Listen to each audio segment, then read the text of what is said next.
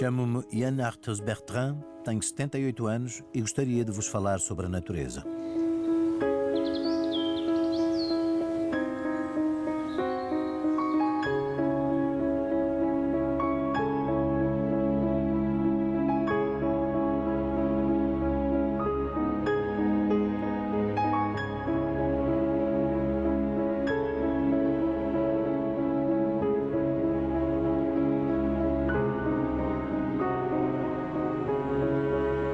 Com a idade, adquiri um sentimento profundo de que nos esquecemos do essencial.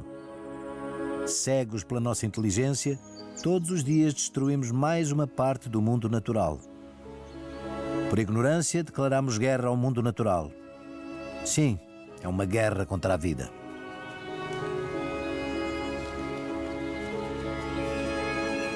Dirijo-me agora a vocês que estão a assistir a este filme para podermos refletir sobre o que nos divide e, ao mesmo tempo, o que nos aprisiona. Refiro-me a todas as ordens contraditórias e paradoxos omnipresentes nas nossas sociedades e no nosso cotidiano. Comecemos pela transição energética, por exemplo.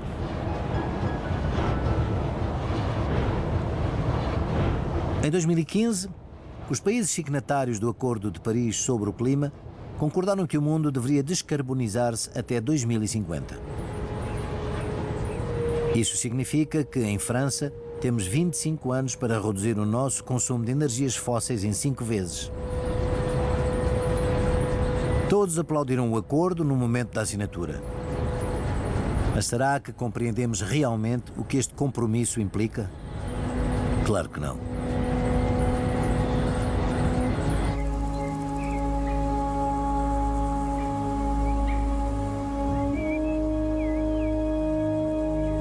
Mas, por enquanto, a sua produção apenas acresce à das energias fósseis, em vez de a substituir.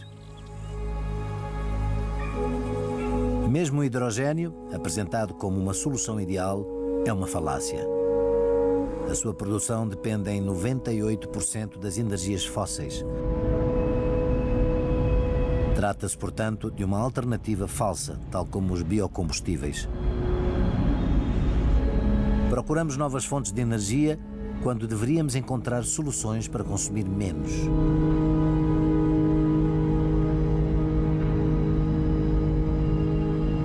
Estamos sempre a ouvir falar da transição energética, mas por enquanto é apenas uma ilusão. O mundo inteiro continua a usar carvão em níveis recorde e o nosso consumo de petróleo não diminuiu. Pior ainda, as gigantes petrolíferas nunca ganharam tanto dinheiro. Os restos de micro-organismos que viveram há milhões de anos foram transformados em jazidas de petróleo. Passamos a utilizar este combustível como motor da nossa economia atual. Ao continuar a explorar estes combustíveis fósseis, estamos a desencadear bombas climáticas que nos colocam em perigo. Os cientistas e a Agência Internacional de Energia apelam para que se deixe de investir em petróleo e gás, para conseguirmos salvar a humanidade do caos climático. Paradoxalmente, as grandes empresas de combustíveis fósseis continuam a explorar e a procurar novos locais de reservas de carvão, petróleo e gás. Justificam os seus investimentos em nome do aumento da procura e continuam a receber o aval de vários países e o apoio dos bancos.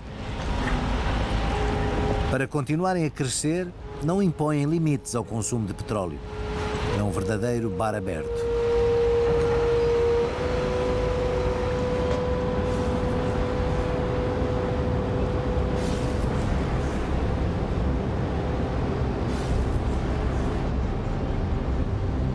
Para mim, é normal que as gigantes petrolíferas alimentem as violências e as tensões sociais.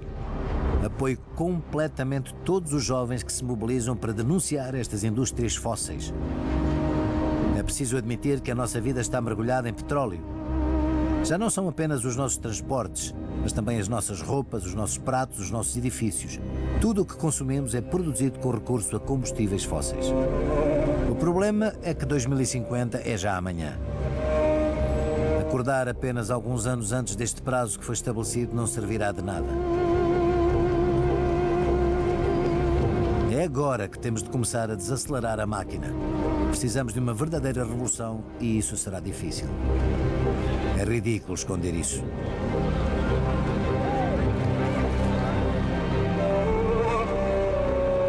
temperatura média global aumenta todos os anos. Todos sentimos os efeitos das alterações climáticas, que vão desde chuvas torrenciais a ventos fortes, passando por picos de calor extremo. Aliadas a níveis de umidade sem precedentes, as ondas de calor tornam-se insuportáveis.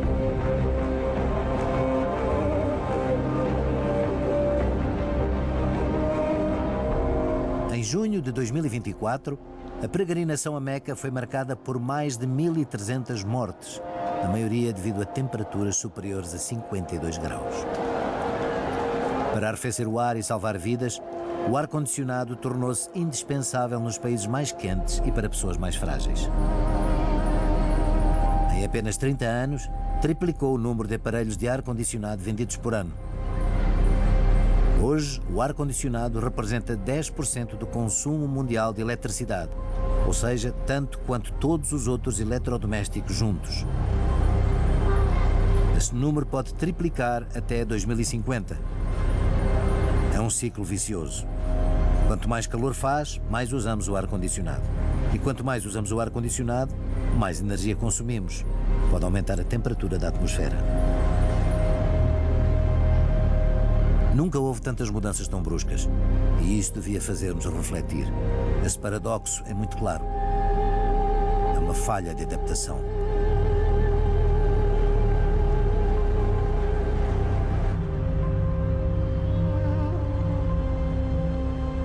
A Sphere, uma sala de espetáculos inaugurada no final de 2023 em Las Vegas, é coberta por 57 milhões de díodos. O resultado é impressionante, mas é um poço sem fundo em termos energéticos, representando o consumo anual de energia de uma cidade de tamanho médio. A maior ironia é que esta instalação não teria sido possível sem a invenção das lâmpadas LED, que foram inicialmente comercializadas para reduzir os gastos energéticos. Mais um exemplo em que o progresso se torna um paradoxo. Aproveitamos as inovações para fazer sempre mais coisas, anulando os seus efeitos positivos.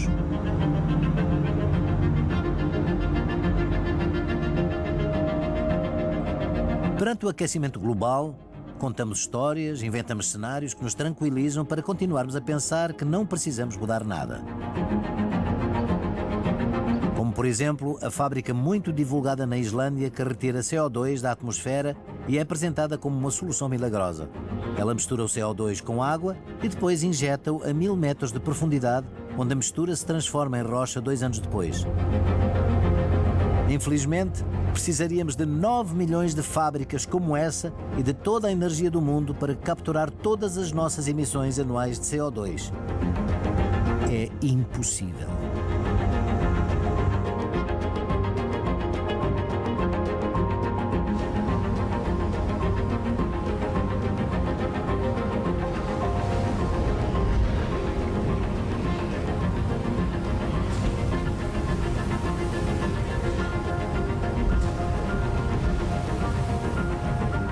Nós, tais aprendizes de feiticeiro, agimos com urgência e achamos que a ciência nos vai salvar. No entanto, a história ensina-nos que as respostas demoram mais tempo a surgir. Temos de desacelerar.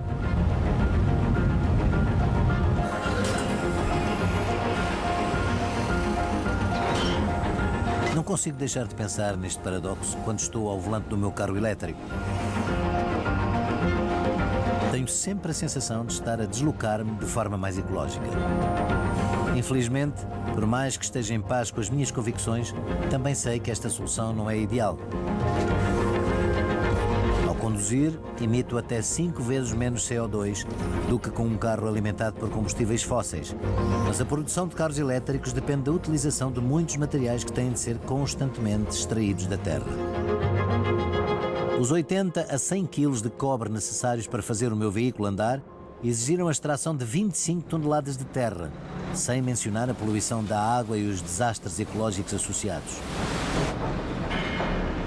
Juntamente com o níquel, o lítio e o cobalto, o cobre é o novo ouro negro e é indispensável para a transição energética. No entanto, vai tornar-se escasso muito rapidamente. Para responder às nossas necessidades até 2050, seria necessário produzir mais metais nos próximos 35 anos do que todos os que foram produzidos desde a antiguidade. Na Não nos esqueçamos de que o carvão continua a ser o principal combustível utilizado para produzir eletricidade em todo o mundo. Acreditamos estar a agir da forma correta ao deixar de usar gasolina, mas conduzir com eletricidade produzida a partir do carvão também não faz qualquer sentido. Substituir o problema do petróleo pela extração de metais e carvão não muda nada se não repensarmos toda a nossa mobilidade.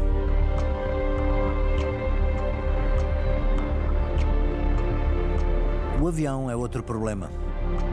Dada a quantidade de voos que já fiz, sei que as viagens nos enriquecem e não vou tecer críticas a isso.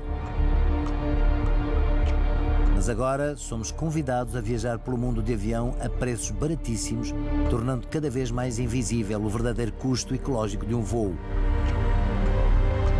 Ao mesmo tempo, também somos incentivados a viajar de comboio, mas o comboio continua a ser muito mais dispendioso.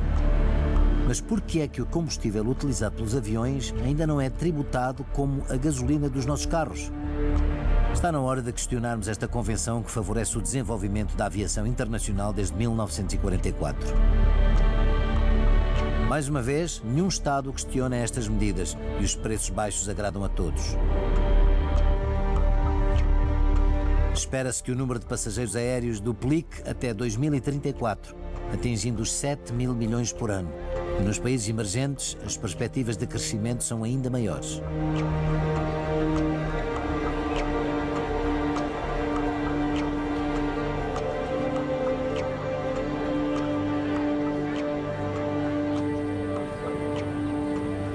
Quando me dizem, eu viajo de avião, mas não faz mal porque também planto árvores, é importante que tenhamos noção de que seria necessário plantar 15 mil milhões de árvores por ano, ou seja, uma área equivalente aos Estados Unidos da América, para compensar todos os voos realizados anualmente.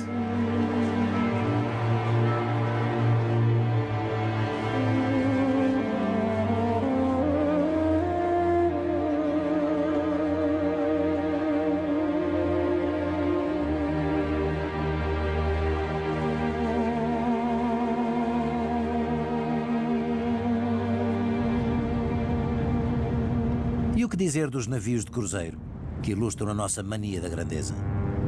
São construídos com dimensões cada vez maiores, criando verdadeiras cidades flutuantes com capacidade para até 9 mil pessoas. Esta exuberância consome cada vez mais recursos e ultrapassa em muito as emissões de CO2 dos aviões. Fico horrorizado quando vejo a tendência de criar listas de destinos distantes para visitar, quando vejo paisagens invadidas com o único objetivo de obter uma fotografia instagramável.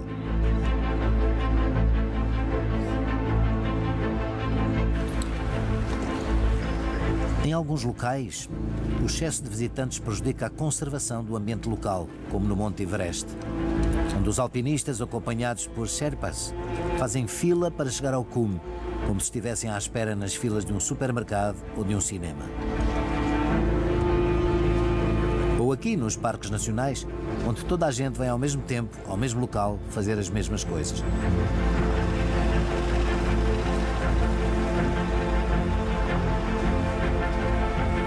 Como podemos explorar o mundo sem poluir e respeitar os locais que visitamos?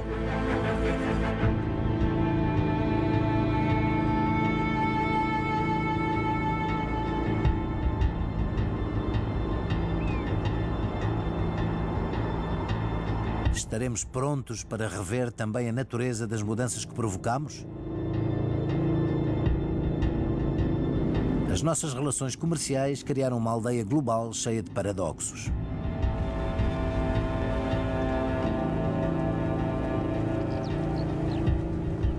Nos nossos pratos encontramos salmão da Noruega, abacates do México, camarões de Madagascar e molho de tomate da China. Tudo é possível e nada nos surpreende. Mas será normal que estes produtos vindos de tão longe custem frequentemente menos do que os produtos locais?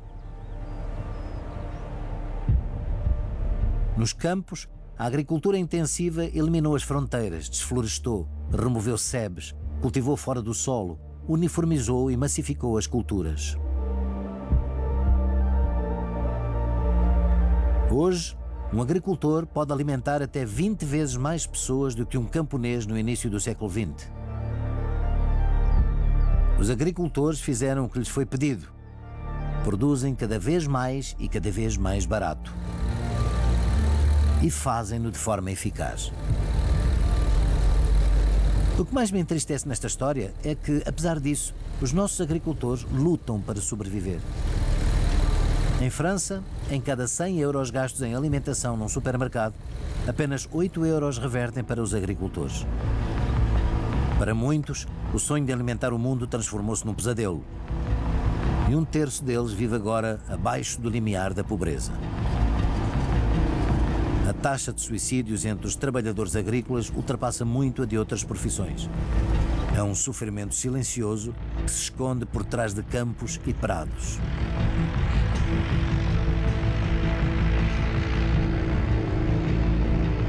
No final das contas, este sistema já não é viável. Como algumas pessoas agem de forma impune, saímos todos a perder. Como é que a profissão mais importante do mundo está nesta situação? Temos de respeitar o seu trabalho e precisamos de os ajudar a mudar o sistema.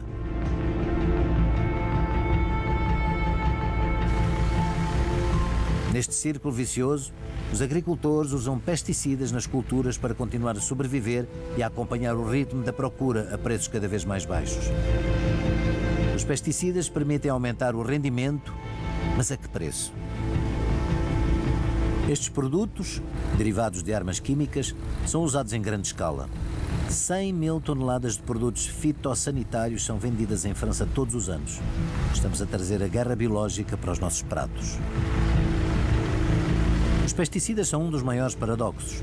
Eles envenenam os agricultores, debilitam a nossa saúde, poluem os lençóis freáticos e destroem a biodiversidade. Em França, cerca de 531 produtos químicos chegaram a ser autorizados e posteriormente proibidos. Os que ainda são utilizados, como o glifosato, um dia também serão proibidos.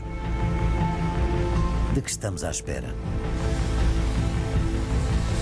Mesmo os pesticidas cuja utilização proibimos nos nossos países continuam a ser exportados para países com rendimentos mais baixos e normas ambientais muito menos restritivas. Para mim, isto já não é um paradoxo, mas sim um grande escândalo. Como é que os nossos representantes podem fechar os olhos a estas práticas e privilegiar uma economia que envenena vidas noutros lugares do planeta? Por que não aprender com um escândalo como a clordecona? Um inseticida proibido nas Antilhas demasiado tarde, apesar de já ser proibido noutros lugares. Atualmente, a população local vive com uma taxa de cancro muito acima da média. Essas incoerências deviam ser mais divulgadas e demonstram que não aprendemos com os nossos erros. Não sou agricultor e não tenho uma solução para este problema. Mas os pesticidas não podem ser a resposta porque aniquilam vários seres vivos.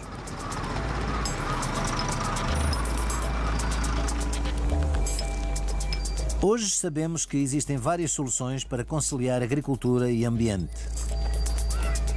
Estou convencido de que a agricultura biológica tem muitos mais benefícios para a sociedade em comparação com a agricultura intensiva. No entanto, os agricultores que têm a coragem de ir contra o sistema e cultivar de forma mais ecológica, acabam por enfrentar diversas dificuldades. O seu setor está em queda livre por falta de compradores e de apoio público.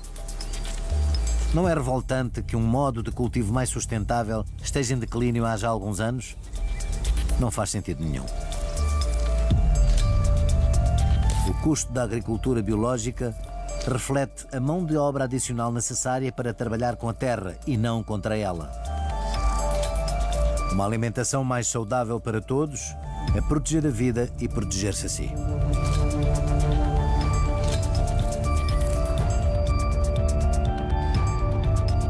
Fico aterrorizado ao ver a vida que abundava na natureza ser progressivamente aniquilada. Até mesmo a Amazónia, o maior pulmão verde do mundo e reserva de biodiversidade inigualável, perde milhares de quilómetros quadrados de floresta todos os anos devido ao aumento dos campos de cultivo de soja, repletos de organismos geneticamente modificados que destroem os solos para alimentar os animais que consumimos. Vista do espaço, a desflorestação revela um mosaico de terras nuas e empobrecidas. Todos os anos, uma área equivalente ao tamanho da Bélgica de floresta primária é destruída. Isto porque mais de 80% das terras agrícolas são usadas para a pecuária. Este é o cerne do problema.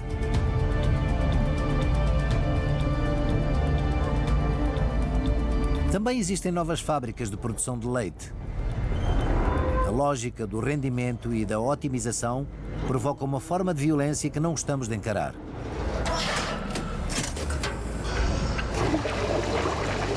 Não gostaria nada de ser esta vaca leiteira, explorada e equiparada a uma máquina para produzir o máximo de leite possível.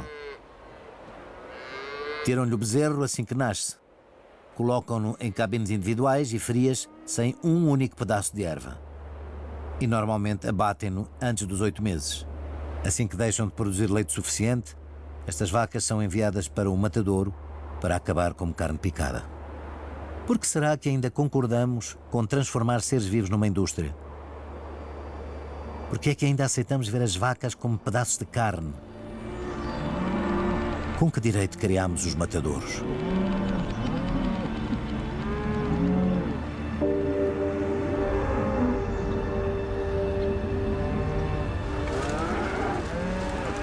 Sabemos que os animais são dotados de consciência e sensibilidade. Eles sofrem tanto quanto nós, e isso deveria levar-nos a questionar se os seres humanos são realmente empáticos. No entanto, todos os anos matamos 92 mil milhões de animais terrestres para a alimentação. Será que não poderíamos tentar reduzir este número absurdo? Ao dizer isto, sei que estou a ofender os criadores de animais, e lamento. Não é a minha intenção, e muitos deles fazem um ótimo trabalho. São os métodos e as formas de produção intensiva e irracional que são problemáticos para a nossa saúde e para o planeta. O nosso consumo de carne deveria ser reduzido para metade até 2050, para que França cumpra os seus compromissos climáticos. É muitas vezes sob o pretexto dos hábitos, mas também da tradição, que perpetuamos esta violência.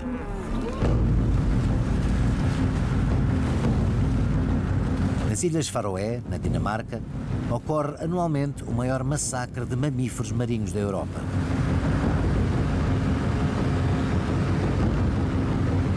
Mais de 1.500 cetáceos são mortos ao longo de cerca de 20 baías. É uma loucura. Estas imagens são chocantes. Antigamente, estas caçadas alimentavam as aldeias durante meses, mas atualmente as Ilhas Faroé têm um dos níveis de vida mais elevados da Europa. Esses cetáceos são uma espécie protegida. Por que motivo mantemos uma prática tão cruel?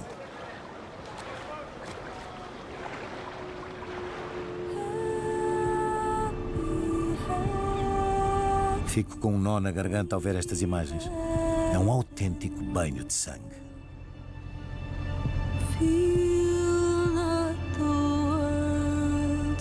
Esta prática parece-nos bárbara, mas a pesca intensiva que enche as prateleiras dos nossos supermercados envolve tanta ou mais violência.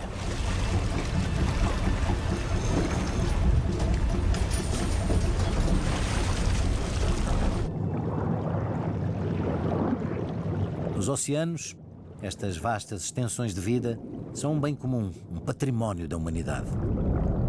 No entanto, há quem pratique pesca em excesso, impedindo a renovação dos recursos naturais. Os nossos governos autorizam a utilização de arrastões em áreas marinhas protegidas. Por que motivo querem fazer-nos crer que esses templos da biodiversidade estão protegidos se há quem tenha o direito de os usar como uma reserva de mercadorias? Ainda por cima, 25% do peixe apanhado a nível global é transformado em farinha ou óleo para alimentar salmões e outros peixes de viveiro.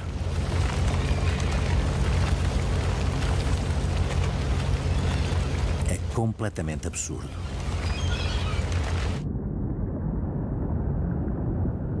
Mas podemos evitar isto. A boa notícia é que podemos escolher de forma consciente o que colocamos no carrinho de compras e no prato.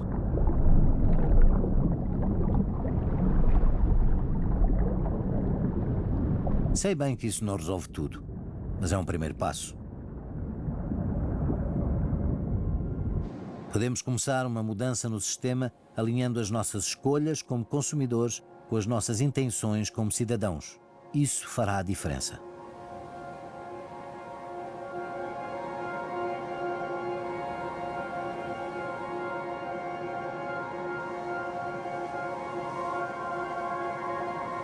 Acho que temos mais escolhas do que achamos, não só em relação ao que comemos, mas também em relação ao que consumimos de forma geral. Em relação ao que vestimos, por exemplo.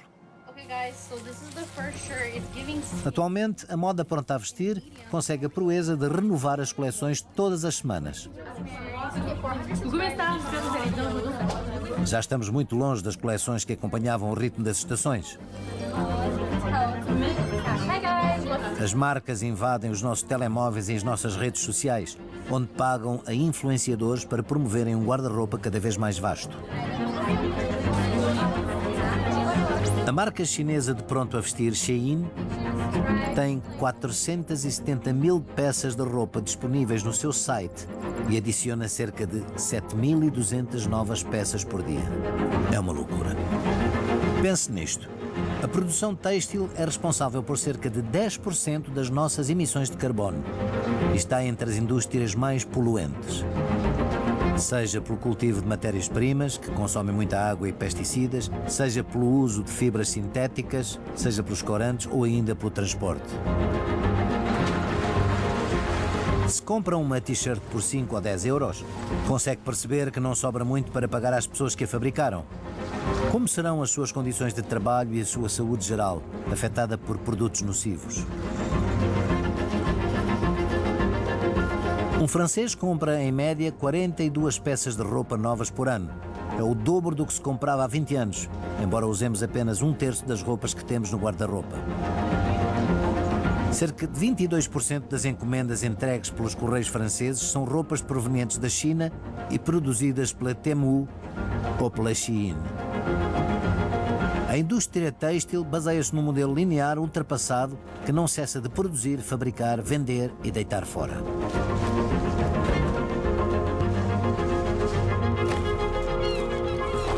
A cada segundo que passa, o equivalente a um caminhão de têxteis é enviado para o lixo. Apenas 20% é reciclado e o restante acaba em aterros, como este no Ghana. Ou ainda no Chile, onde montes infindáveis de tecido se acumulam nas dunas do Atacama. Vivemos no grande paradoxo da nossa era. Produzir mais para consumir mais, para ser sempre mais barato e desperdiçar cada vez mais. Assim estamos a destruir e a perder em todos os aspectos.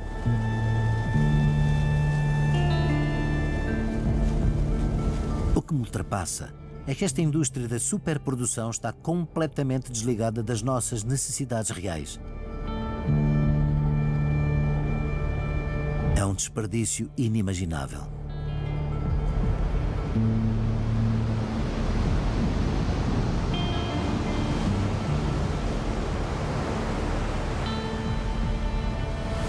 Se partirmos do princípio de que as nossas roupas refletem a nossa identidade e contam uma história, será que estamos realmente orgulhosos do que dizem sobre nós atualmente?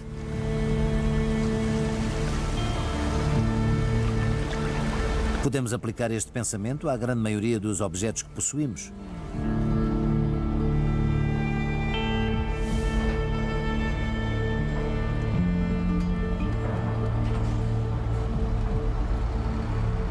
Estes objetos proporcionam-nos conforto e uma poupança de tempo, para além de facilitarem o nosso dia-a-dia. Mas perante estas montanhas de lixo, concluo que não foram feitos para serem reparáveis nem recicláveis. No entanto, na natureza, O conceito de resíduo não existe. Lembre-se de que nada se perde, tudo se transforma, numa lógica circular.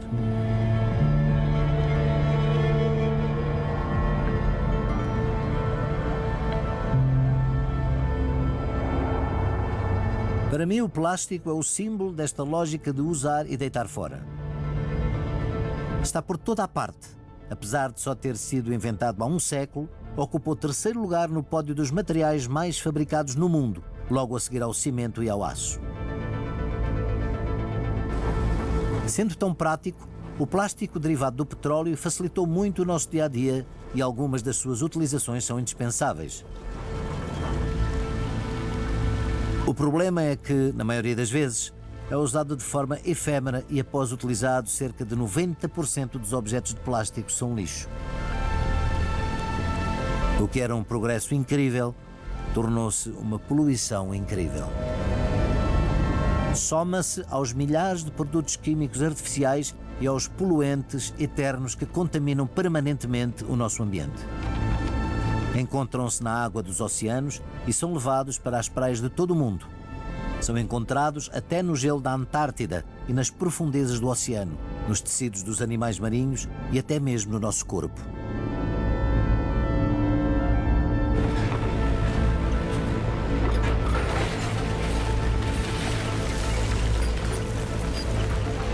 O mais alarmante é que os fabricantes de petroquímicos prevêem triplicar a produção mundial de plástico até 2060.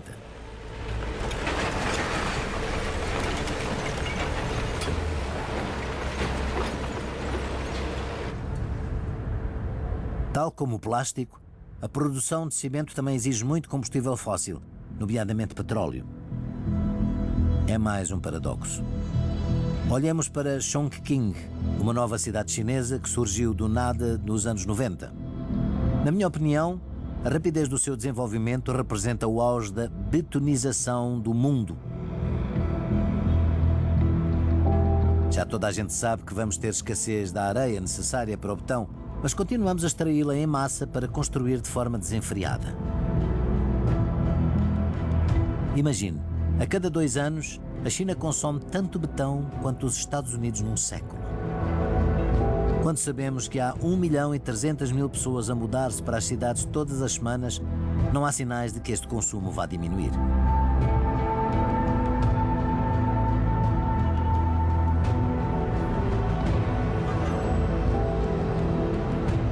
Entre 4 paredes, atrás dos nossos ecrãs, estamos em contacto com os outros, mas completamente desligados do resto do mundo natural, do qual dependemos todos os dias.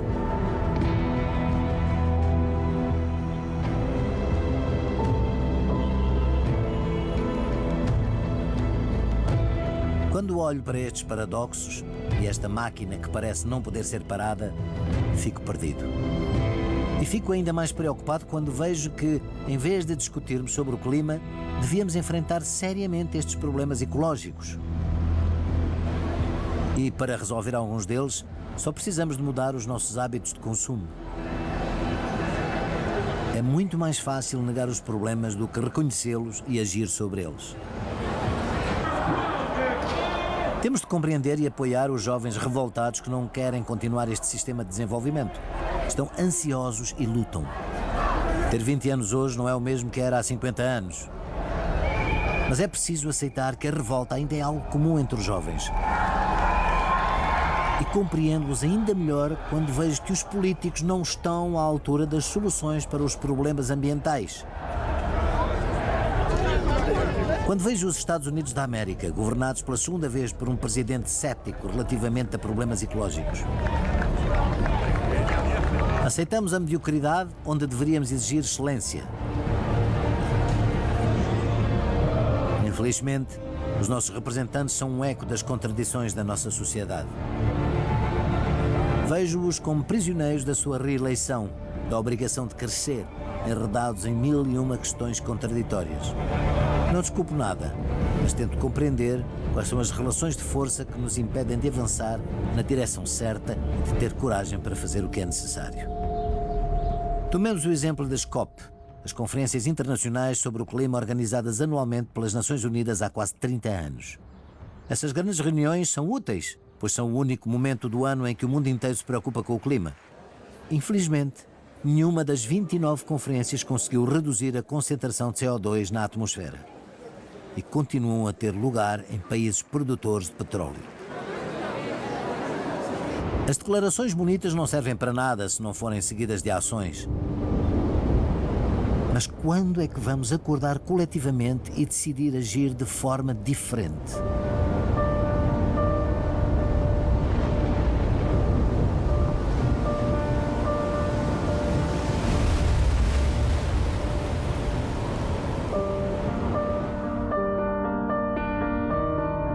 Tenho a impressão de que já não conseguimos pensar nas limitações que os nossos próprios paradoxos nos impõem. Às vezes, sinto que estamos perdidos. Já não sabemos a quem devemos dar ouvidos, nem em quem acreditar.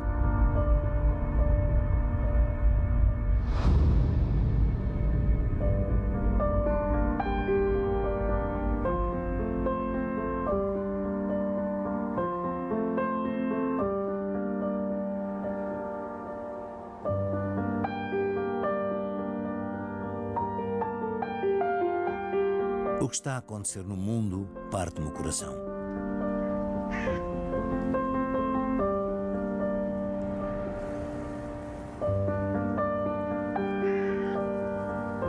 Para mim, a guerra é o paradoxo supremo da nossa humanidade. Filmei a desolação em Mossul, no Iraque, onde as ruínas ainda estavam impregnadas do cheiro dos mortos. Esse cheiro marcou-me para sempre. Nós, que nos orgulhamos tanto de ser uma espécie diferente, dotada de vários níveis de consciência, capaz de empatia e de sensibilidade, conseguimos aceitar tamanha violência? Acho que fazemos com a natureza o que fazemos com a guerra. Aceitamos a banalidade do mal que nos rodeia. Vemos tanta violência nos nossos ecrãs que é fácil habituarmos-nos a ela, assimilá-la como mais uma notícia qualquer. Eu próprio estou preso neste fluxo de imagens e nesta abundância de informações que me perturbam. Sinto-me simultaneamente muito próximo e muito distante destes conflitos.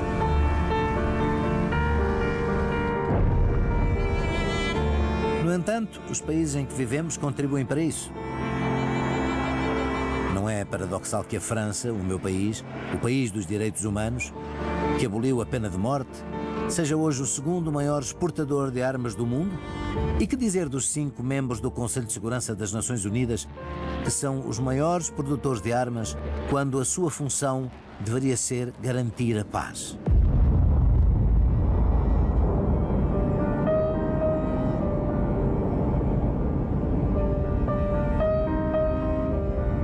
Após 4.006 milhões de anos depois da formação do planeta, 9 países possuem um arsenal nuclear com mais de 13.000 bombas, o suficiente para destruir 13 vezes toda a vida existente na Terra.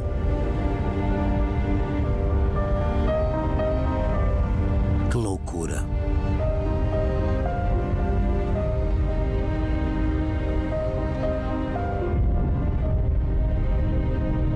Como disse Edgar Morin, o progresso tecnológico sem sabedoria torna-se num instrumento de morte.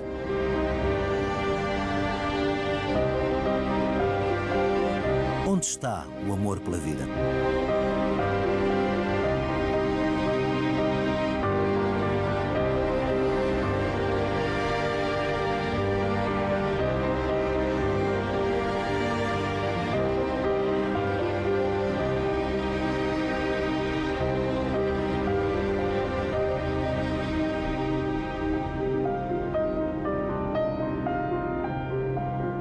Compreendo a tentação de ceder à impotência e acreditar que tudo está perdido.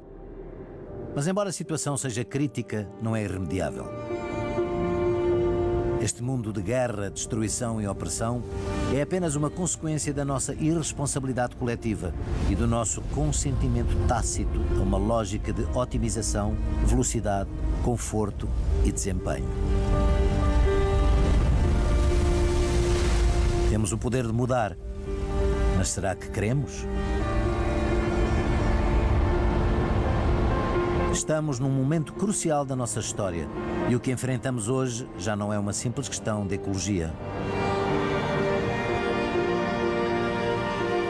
Trata-se da nossa própria subsistência, da própria sobrevivência, daquilo que nos liga uns aos outros e ao nosso planeta. Antes de ser política ou tecnológica, a grande revolução que se aproxima será a da consciência e do coração.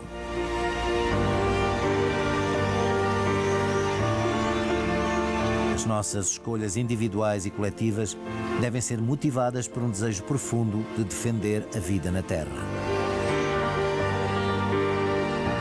O século XXI é um século que tem tanto de decisivo quanto de maravilhoso. Temos a oportunidade de tomar consciência dos nossos erros e evoluir. E cabe-nos a nós decidir que caminho seguiremos.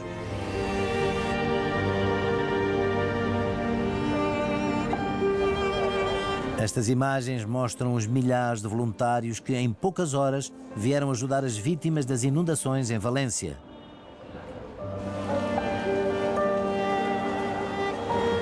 Como que, atraídos por um ímã de solidariedade, foram movidos pela vontade de ajudar.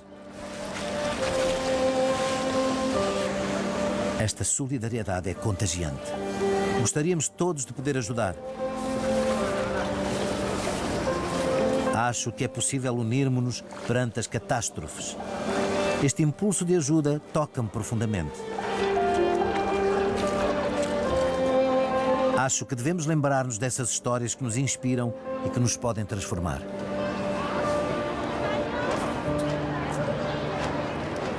A minha história pessoal também começou com inspiração, uma revelação.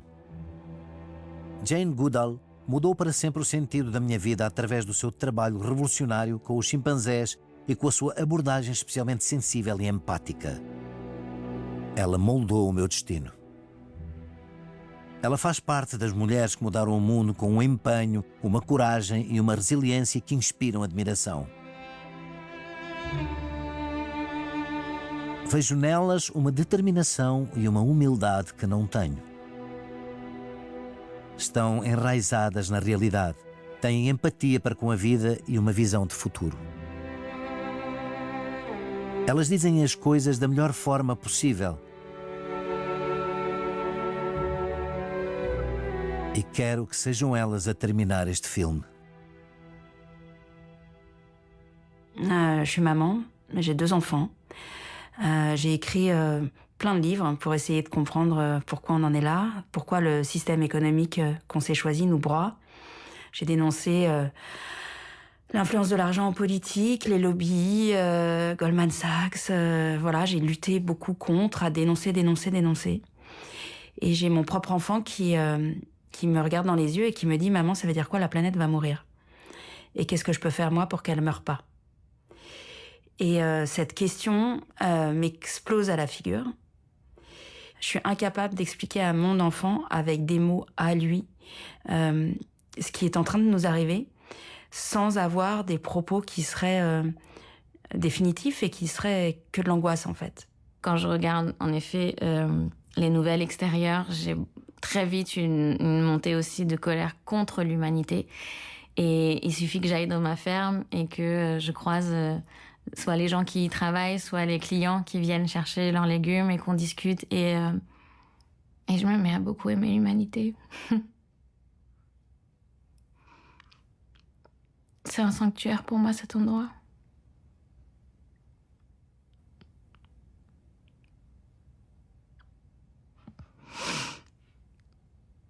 Et tu sais,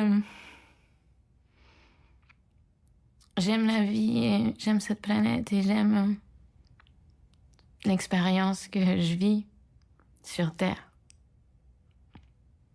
Mais je suis très fatiguée aussi.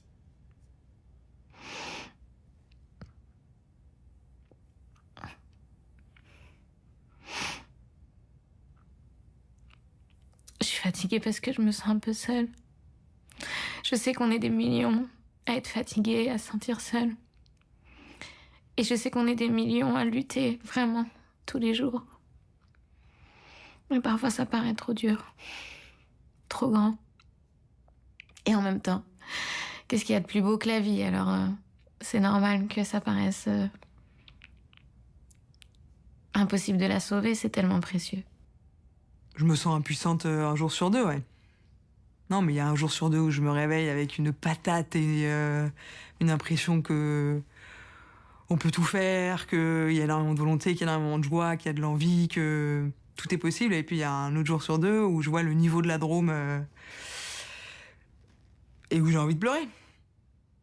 Et je pense que c'est peut-être bien d'avoir les deux et que pour le coup, le militantisme, moi, m'aide à ne pas rester que dans le deuxième et de pas être dans la déprime permanente. De rien faire, ça nous laisse souvent un sentiment d'impuissance et une déprime beaucoup plus importante que d'agir.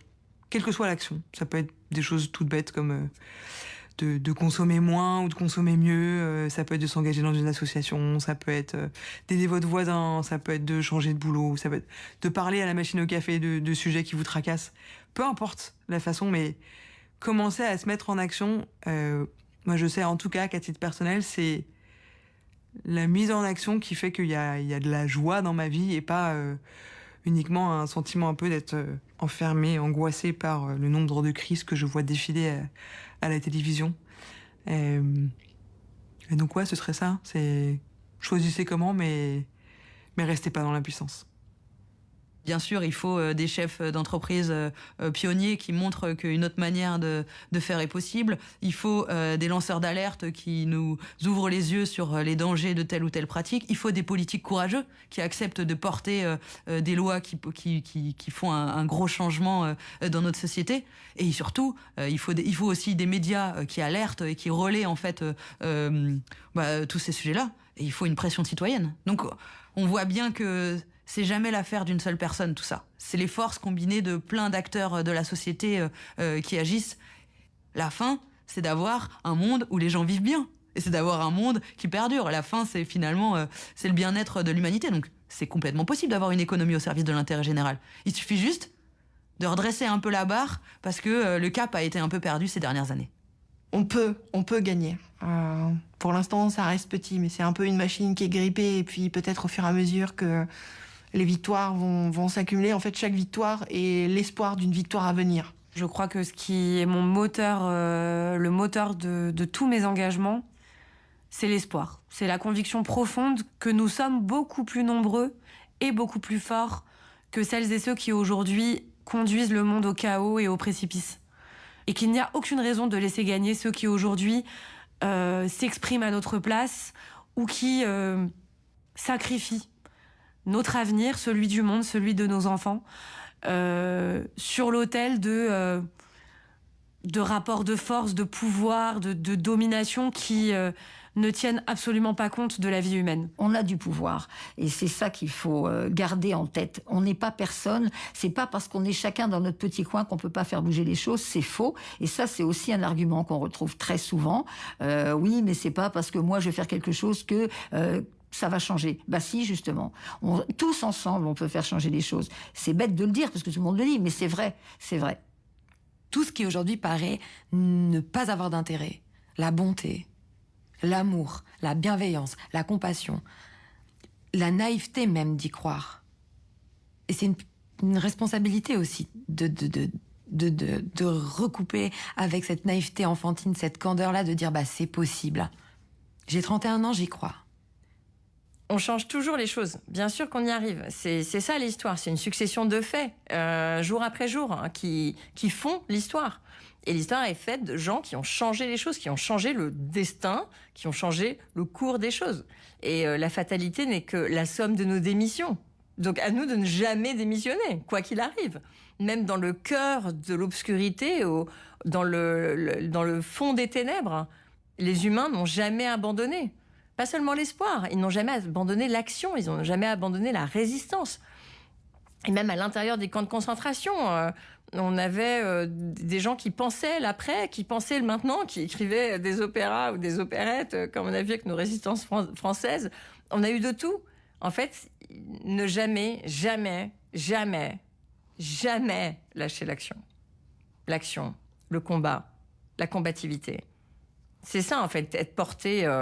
Le feu sacré, c'est ça, c'est de se dire qu'on va jamais abandonner d'essayer. Et c'est en essayant qu'on réussit et que parfois on gagne.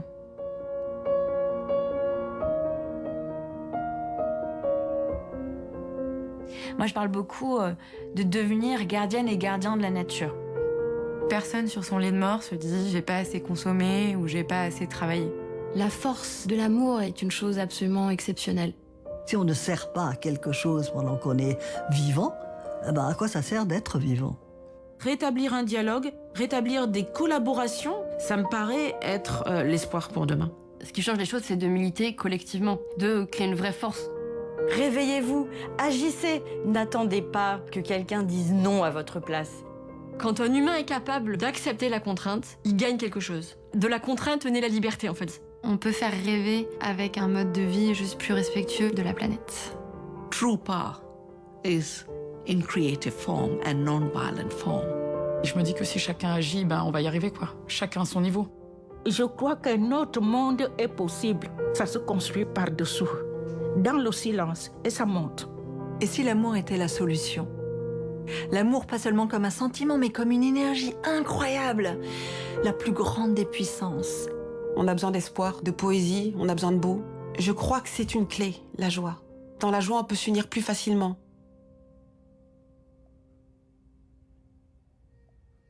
Well, my most important message to humanity is what I say all the time, and it's so important, and it's, don't forget that every single day you live, each one of you, me, all of us, every single day we make a difference, and we have a choice, most of us, as to what kind of difference we're going to make. That, to me, is the most important message. Esta frase de Jane faz muito sentido para mim.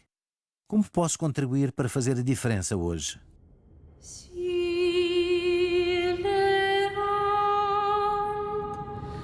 Say